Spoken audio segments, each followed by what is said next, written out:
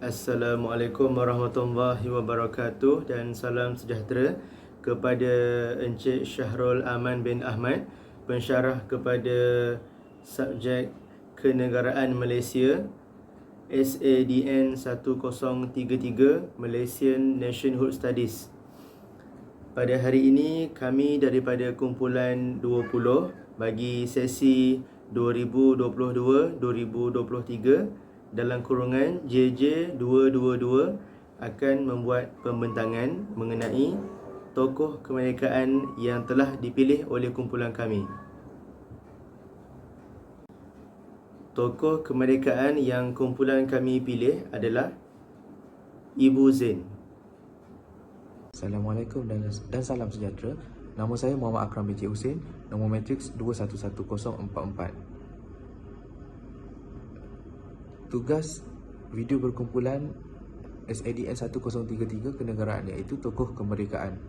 1.0 pengenalan. Sebelum negara mencapai kemerdekaan, tidak ramai wanita berpendidikan tinggi dan berkejaya. Pelajar perempuan yang menerima pendidikan formal terutamanya di sekolah mubalik Kristian pula dianggap janggal kerana melanggar tradisi masyarakat Melayu pada ketika itu.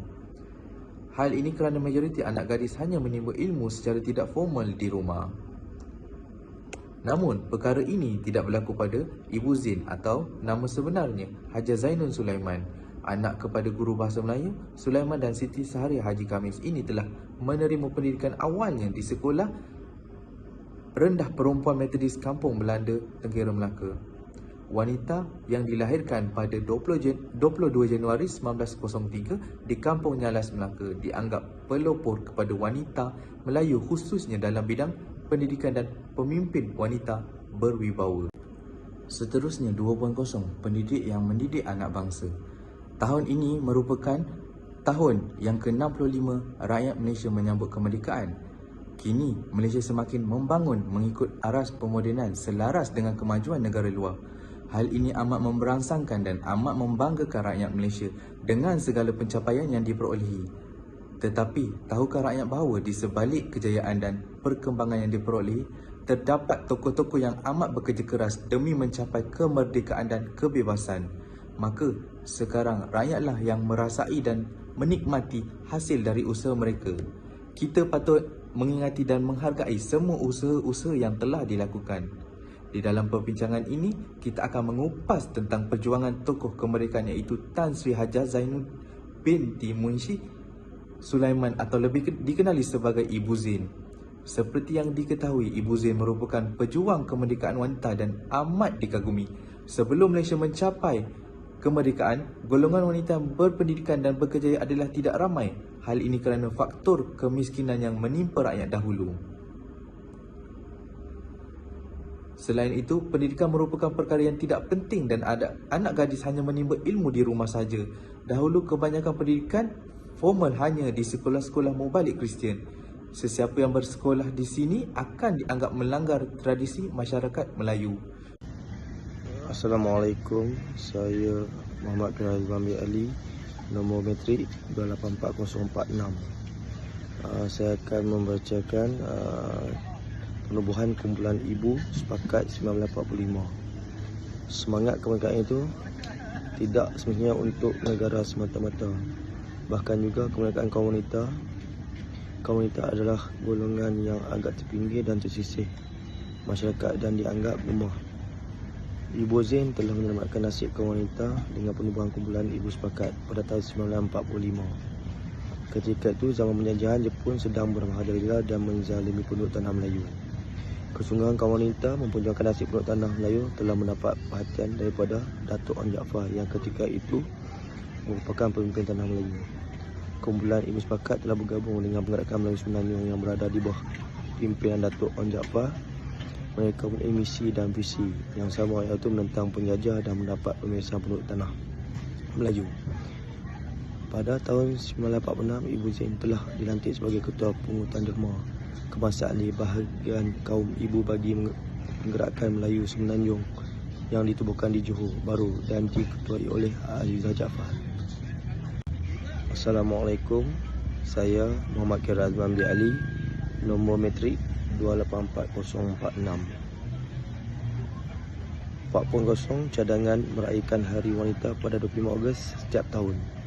Semangat dan perjuangan Ibu Zain dalam mengangkat darjat kaum wanita tidak pernah pudar, bahkan semakin membara. Beliau mencadangkan perayaan Hari Wanita. Hari Wanita akan diraihkan pada 25 Ogos setiap tahun. Hari ini adalah bagi menghargai kaum wanita dan ibu. Hari Wanita yang pertama kali diraihkan pada tahun 1962 yang dikenali sebagai Hari Ibu di Johor Bahru. Sehingga ke hari ini, Hari Wanita dan Hari Ibu masih tetap disambut walaupun telah berlaku penukaran tarikh. Assalamualaikum Encik Syarul. Saya Haris Arifin bin Asmadi, nombor matrik 283018.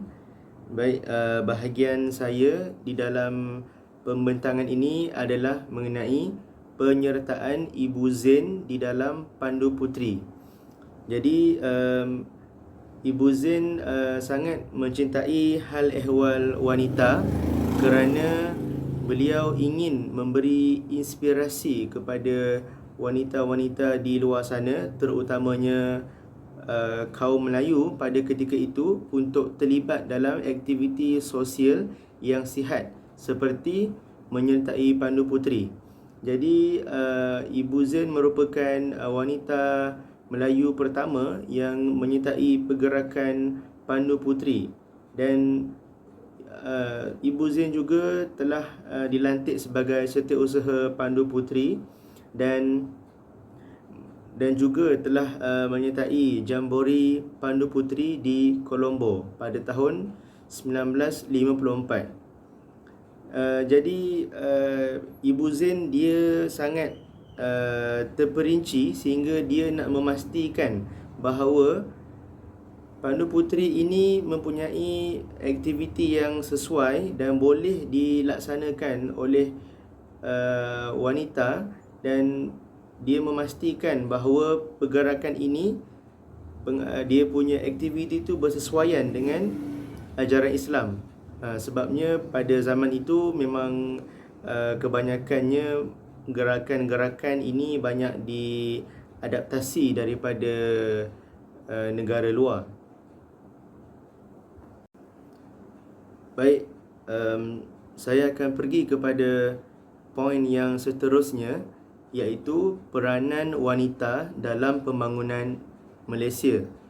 Ibu Zain, beliau tidak dapat dinafikan merupakan antara pelopor dan juga antara tokoh utama wanita yang terawal dalam membina negara Malaysia.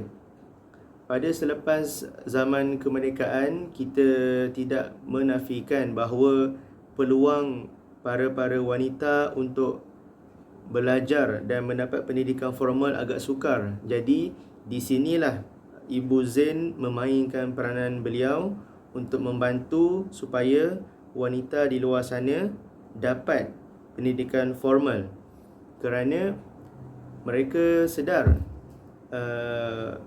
mereka dan masyarakat sedar bahawa para wanita ini dia tidak dapat mengeluarkan suara mereka sekiranya mereka tidak mendapat pendidikan yang formal, dan juga suara mereka tidak akan didengari tanpa pendidikan.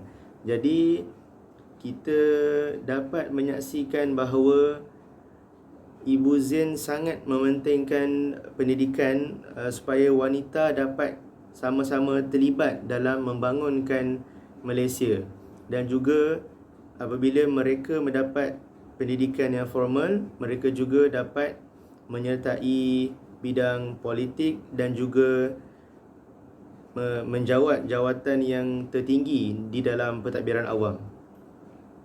Saya 290258 Himal Kumar, anak lelaki David Arias Kumaran. Hari ini saya ingin membentangkan tentang kesimpulan bagi tokoh Ibu Zain. Pelbagai lagi perjuangan, jasa dan sumbangan Ibu Zain terhadap kaum wanita dan tanah air. Segala perjuangan beliau haruslah kita hargai dan janganlah disia-siakan. Tidak semua orang mampu untuk melakukan perkara yang dilakukan beliau. Jasa dan sumbangan Ibu Zain akan sentiasa dikenang. Perjuangan dan bakti Ibu Zain walau bagaimanapun terhenti apabila negarawati itu meninggal dunia pada 2 April 1989 kerana mengidap bara dalam perut. Agama dididik, moden dibela. Dunia dikelek, akhirat ditentang. Ditinggalkan oleh Allahyarham Tan Sri Haja Zainun Sulaiman untuk renungan dan teladan untuk generasi kini. Ibu Zain bukan saja pendidik sejati tetapi juga patriot yang tidak pernah patah semangat dalam memperjuangkan hak pribumi negara ini. Beliau sentiasa memperlihatkan kegigihan dan usaha memajukan bangsa Melayu. Perjuangan tanpa jemu Ibu Zain adalah untuk melihat anak bangsanya bukan saja bebas dari taklukan penjajah, tetapi belenggu pemikiran yang menyekat kemajuan. Niat murninya ini ditonjolkan dalam setiap detik perjuangannya. Perjuangannya dalam memastikan anak bangsanya tidak tercicir dalam mendapat ilmu pengetahuan dibuktikan apabila tokoh guru Sulu Budiman 1980 ini menubuhkan Kolej Tengku Ampuan Mariam. Pelapor politik wanita juga telah meninggalkan semangat perjuangan tinggi dalam memartabatkan nasib wanita generasi wanita Malaysia.